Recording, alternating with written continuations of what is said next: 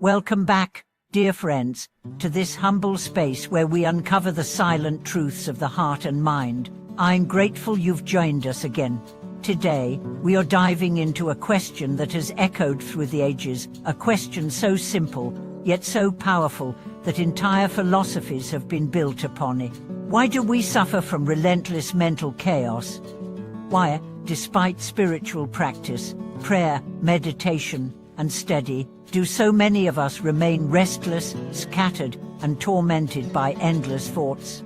The answer, though ancient, is strikingly clear. We suffer because we have forgotten who we truly are. In our pursuit of comfort, success, relationships, recognition, we have turned away from the most essential reality, our own true nature. And until we remember that nature, every thought becomes a tormentor, every desire becomes a chain, and every moment becomes a battleground of conflict between what we seek and what we fear to lose. But what is this true nature we speak of? It is the light within. It is the essence beyond names, roles, and labels. It is the original mind, pure, unconditioned, radiant, free. In Buddhism, this nature is called the Buddha nature, or selfless true mind.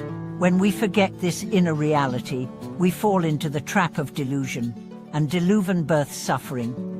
Have you ever noticed how even after attaining what you desire, be it love, wealth, or achievement, or mind still races, still worries, still feels incomplete? That's the proof that no external object, no worldly possession, no fleeting pleasure can bring lasting peace, because peace was never out there, it was always within. Imagine a mirror. When clean, it reflects everything with clarity, but when dust accumulates, the reflection becomes distorted. The mirror remains unchanged, but its function is impaired.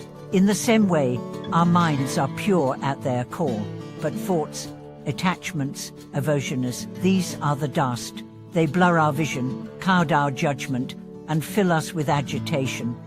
This is what the sages meant when they said, "The source of all suffering is ignorance," and not the ignorance of facts or figures, but the ignorance of self, the forgetting of our true face before the world named us, praised us, or wounded us.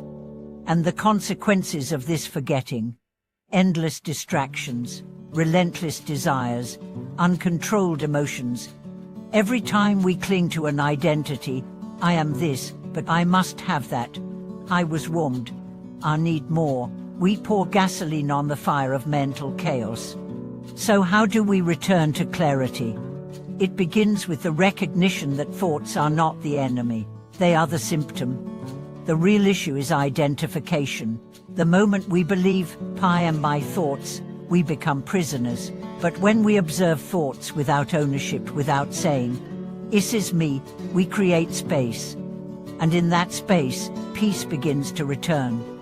This is where practices like meditation come in. Not as escape, but as remembrance. Each breath brings us closer to the present moment. Each moment of stillness reintroduces us to the quiet that was always there, waiting behind the noise. But even more powerful than silence is insight. The insight that all suffering stems from attachment, and all attachment stems from forgetting the self. Let's take an example. Imagine you're watching clouds pass across the sky. You don't chase them. You don't try to stop them. You simply observe. Now, imagine your thoughts are those clouds. Can you observe them the same way, without judgment, without engagement, without resistance? That is the heart of the practice. The reason this works is because you are not the clouds. You are the sky. Thoughts arise and fall, but you remain. Emotions come and go, but your awareness stays. Just like the screen on which a movie plays remains untouched by the drama on it, your consciousness remains untouched by the roles you play. So what about desires, ambitions, relationships? Are we to abandon them? Not at all. But we must hold them lightly. Use them as tools, not as definitions. Serve them, but don't be enslaved by them. Love fully, but remember that love does not mean possession. Pursue goals, but remember that no goal defines your worth. The great masters of old often used the metaphor of a lotus. It grows from the mud, yet remains unstained. In the same way, live in this world, engage with its beauty and sorrow, but do not let it cling to you. Remember your essence, and the world becomes a field of practice, not a source of suffering. Let's speak more directly now. What does it feel like when you remember your true self? It feels like stillness, even in movement. It feels like spaciousness, even in the midst of responsibility. It feels like joy that needs no reason, love that needs no object, clarity that pierces through confusion like the morning sun. But getting there is not a matter of effort, it's a matter of surrender.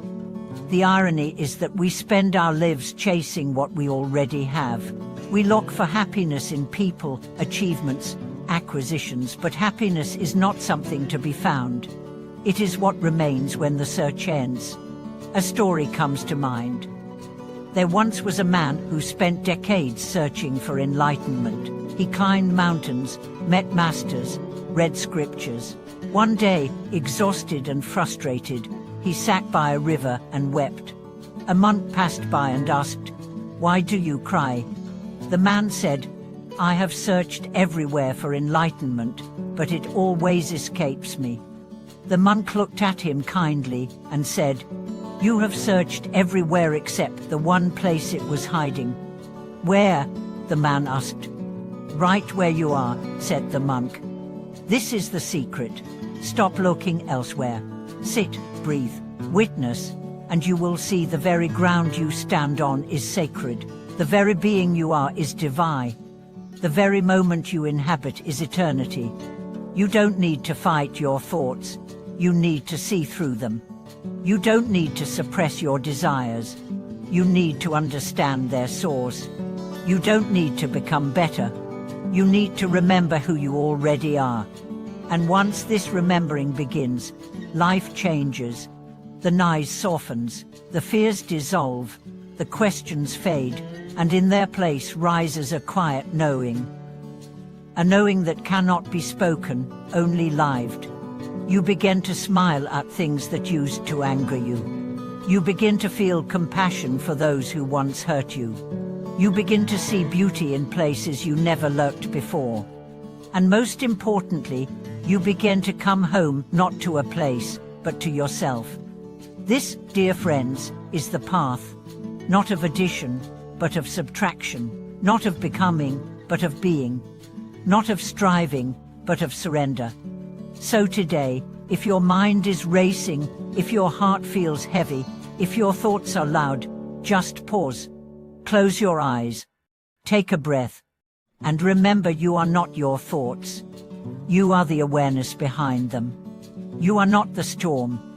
You are the stillness beneath it. You are not the wave. You are the ocean. And in that knowing, you are free. Thank you for being here with me on this journey. If this message resonated with your soul, please share your experience in the comments. Let's build a community where awakening is not just an idea, but a lived experience. If you found this video meaningful, like it, subscribe to the channel, and send it to someone who might need this gentle reminder. Until next time, stay rooted in your true self, walk gently through the world, and thank you for watching this video.